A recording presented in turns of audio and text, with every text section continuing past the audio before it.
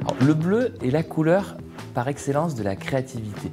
Et les scientifiques s'en sont donnés à cœur joie pour arriver à le prouver.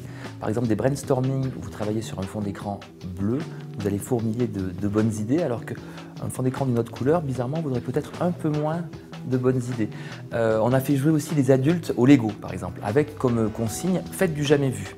C'était écrit pour certains groupes en rouge et pour d'autres groupes en bleu. Les personnes dont Faites du jamais vu est écrit en rouge ont créé des objets fonctionnels, pratiques, une petite voiture en Lego. Ceux dont la consigne était en bleu sont tout de suite partis vers de l'artistique en créant des objets qui ne voulaient rien dire, qui ne servaient à rien, mais qui étaient dans leur imaginaire. Donc le bleu est la couleur créative par excellence. Donc je recommande le bleu fortement à toutes les personnes qui ont besoin de cette créativité, soit dans leur vie professionnelle, c'est-à-dire un designer, un écrivain, enfin, ces personnes-là vont se régaler d'écrire dans du bleu parce qu'elles seront dans leur imaginaire. Je déconseille le bleu aux personnes qui ont besoin de rester concentrées longtemps à leur bureau, qui ont besoin d'être très précis. Donc c'est vraiment une couleur plutôt pour s'évader professionnellement. Dans une maison, le bleu est une couleur qui marche toujours très bien dans les chambres à coucher. Donc il y a ce côté sédatif qui est intéressant. Attention, par contre, c'est pas la couleur où la sexualité est la plus débridée. Dans du bleu, malheureusement, on dort beaucoup. C'est une couleur, attention, qui peut aussi vous donner le blues. Le mot blues vient de bleu. Donc les personnes qui ont des tendances à la dépression, évitez plutôt cette couleur-là. Mais après, c'est une couleur formidable parce que apaisante. On est bien dans du bleu, on est relaxé. Un ciel bleu, on ne se lassera jamais d'un ciel bleu.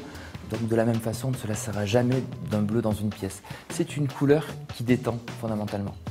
Dans une chambre d'enfant par exemple, avoir du bleu pour un enfant qui fait une rédaction, c'est très bien parce qu'il va partir avec des histoires extraordinaires. Vous allez vous dire vraiment, mon enfant, mais quelle imagination débordante.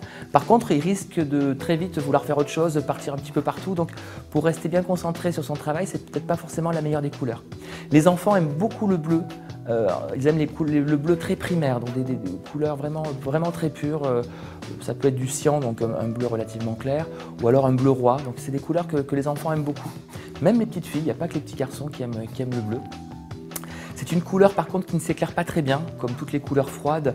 En lumière artificielle, le bleu peut paraître froid, comme son nom l'indique.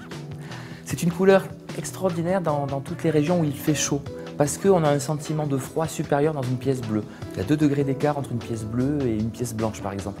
Donc partout en bord de mer par exemple, partout où on souffre de la chaleur, le bleu peut vraiment jouer son rôle de climatiseur et vous faire des économies d'énergie par la même occasion.